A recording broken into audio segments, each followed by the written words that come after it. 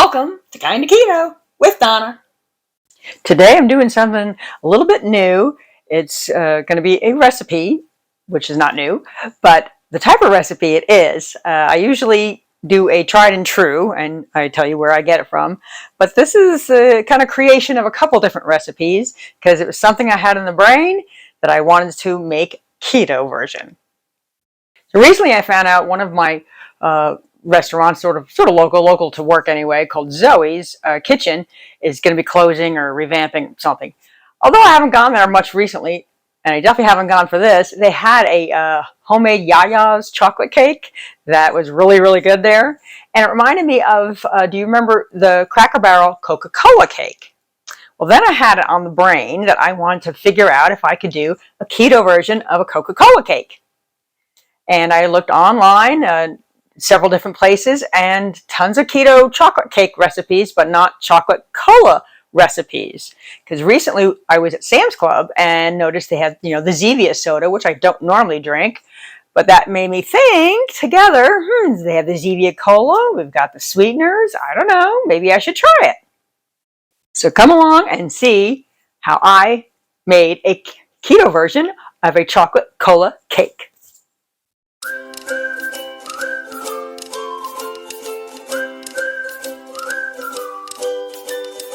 I did have a few criteria, one of which an original Coca-Cola cake has buttermilk in it. So I did notice that some substitutions for buttermilk are either yogurt or almond milk with like 1 cup of almond milk or coconut milk with 1 to 2 tablespoons of lemon juice to make it a little acidic, or apple cider vinegar. So that was an option. Or option 3 was sour cream. It has that little tang in there. And so I was trying to look for a recipe that had that. And the thing with the Coca-Cola, or the Zevia cola, it's going to make it, it's a different consistency than a regular Coca-Cola cake. Leave me in the comments if you've had the Cracker Barrel Coca-Cola cake, and at least you know what I'm talking about. Okay, now the original Coca-Cola cake recipe, I whittled down and decided to do the one from Mayflaum, mayflaum.com. If you're interested in that, I'll leave a link. That's the traditional one, and I want to get a similar type of ingredients as I could from that. And then the keto version of what I want to start with, I got from Wholesome Yum. They have a chocolate cake recipe, and pretty much a lot of it, same ingredients I used that way. I didn't want a double layer cake, so I cut it in half, and I just wanted to do an 8x8 square pan. As I said, I did like the idea of the Wholesome Yum recipe because it had the sour cream in there that I was looking for. But it did call for salted butter. And I always carry unsalted butter in the house, so most recipes have unsalted butter. But here is a cooking tip or baking tip for you. If you have a recipe that calls for salted butter and you have unsalted butter, you just need 1/4 teaspoon of salt per 1/2 cup, aka 1 stick of butter. Now, obviously, if you're using less than 1/2 cup, you use less salt. I just did a little pinch in my experiment. These are the ingredients that I am going to use to try to create a keto chocolate cola cake. So it's going to be full almond flour. So I got my almond flour, got some baking powder, some unsweetened cocoa powder, got a little bit of almond milk. She calls for salted butter. I'm going to do unsalted with a little pinch of salt. Some sour cream. Some vanilla. I'm going to do the allulose in this. I got this one from Amazon for $4.99, non-GMO, for 12 ounces. Got your 3 eggs. And then, I guess the star of the show, I'm not really sure, but the Zevia, it's stevia sweetened, non-GMO, cola flavored, and that's what's going to make a cola cake. Hopefully.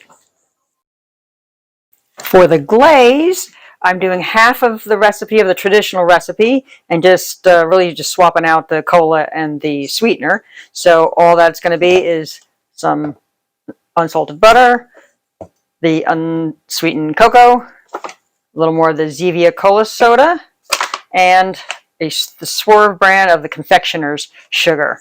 It is a pretty sweet glaze, but it's just a light topping of it. But that's going to make the glaze, the cola glaze for the cola cake. Going to start off by mixing our butter and our sugar substitute, which is going to be the allulose. And you want the butter room temperature, the eggs room temperature, sour cream room temperature, baking, you need everything room temperature. So I'm just going to use a hand mix and get started. And then to that, one at a time, we're going to mix our eggs in. Here's my broken egg from breakfast.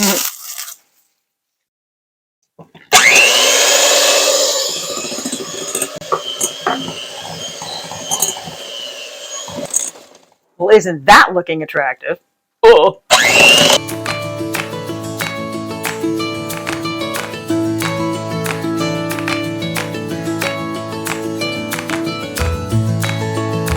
Now we're going to put in the almond milk. Okay, I'm doing half of that person's recipe, so hopefully it'll even out.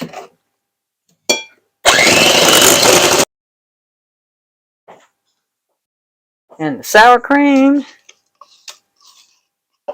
Whoopsie! I think you're supposed to take it out of the cup first. Well, that's part of having fun in the kitchen. Okay, we got the sour cream. We got eggs on the cup. Perfect. And the vanilla. And the vanilla, 3/4 of a teaspoon. I don't have my... To me, almost everything is 1 teaspoon, but I'll just do a shy less of 1 teaspoon.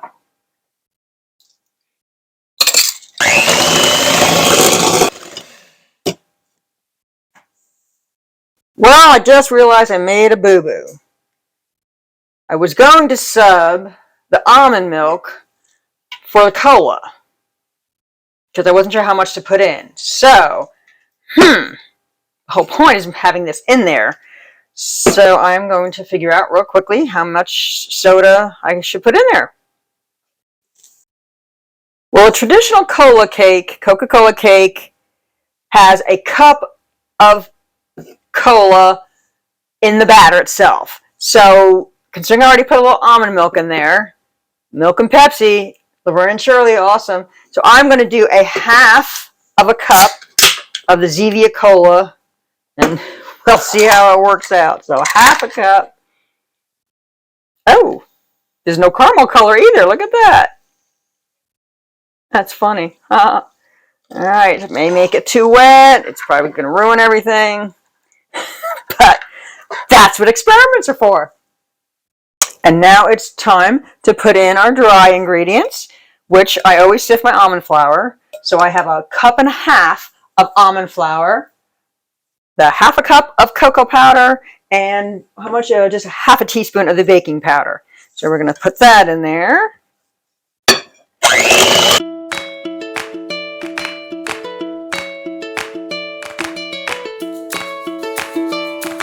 Well, still looks like a batter to me. Now remember, I'm sort of started off with a cake recipe, a keto cake recipe for regular keto cake. Coca-Cola cake is a lot more moist than that. It's almost a little wet. That's what's kind of fun about it. It's a different texture. So I'm not giving up on this yet. It still looks like a batter, and we're just going to see how it cooks. Plus, I'm only going to do an 8x8 container and not a layer cake, and not the round pan. So that might change things as well. But I'm forging ahead, and we're going to go ahead and see if I can make a Coca-Cola cake. Okay, also to be safe so it doesn't fall apart, I decided to do the parchment paper like I do for a lot of baking items, just so it might be easier to come out of the pan. So we're just going to pour that in there. Now I also read that usually keto types of cakes and everything, the batters are real thick, and this is not super thick because of the soda. That's okay. All right, now I'm putting this in the oven. I'm going to start with the time that the original keto recipe called for. It's 350 degrees for 25 to 35 minutes. I'm not sure whether it should take less time or more time, so I am going to, I guess, check it at 20 minutes. And we're going in. To make our chocolate cola glaze that goes over the cake, we are going to start off with a 1/4 cup of the butter, which is 4 tablespoons. I'm going to do 2 tablespoons of the unsweetened cocoa, and then just about 1/4 cup of the Zevia soda, the cola soda. We're going to bring that to a boil in about a medium saucepan, and when that comes to a boil, there's a sweet glaze. We're going to add in about 2 cups of the Swerve powdered sugar. Maybe you can scale it back to 1.5 cups. I'm going to see how it comes out. And we're just going to whisk that all up together. And that will be our chocolate cola glaze. Okay, the glaze has to be timed a certain way, considering I wasn't 100% sure how long the cake was going to take. You definitely want to have your glaze ready.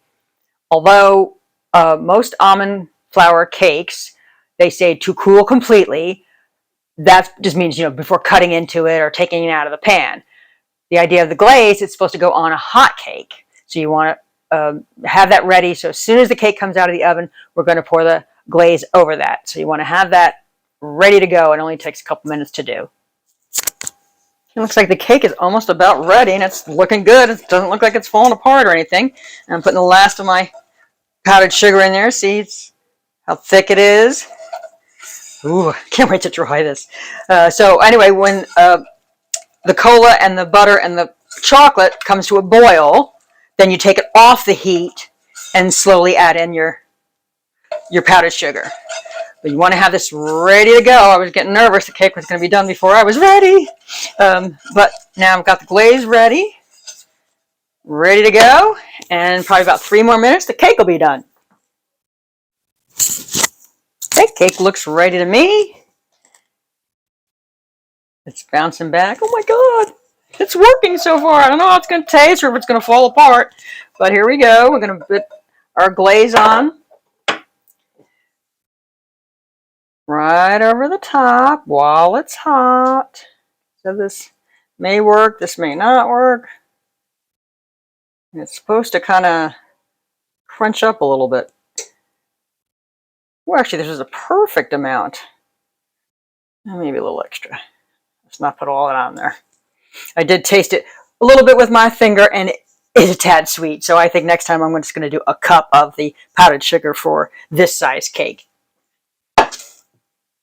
And now we are going to completely let it set and let it cool. A traditional Coca-Cola cake you can eat warm or cold, but because this is an almond flour cake, I want to wait till it's completely cooled. Well, it didn't fall apart. It didn't burn. It didn't blow up. So I'd say that's a good thing. Now remember, the texture is supposed to be a little bit different than a traditional chocolate cake. But here we go. It went together perfectly. It had some height to it. It looks real moist. Oops. And the glaze itself is supposed to kind of crack a little bit like that from the sugar part of it. So I'm going to give it a taste. Ooh, what about like a little keto Cool Whip or sugar-free Cool Whip? That would be good on here. Right? It's very soft, very moist looking.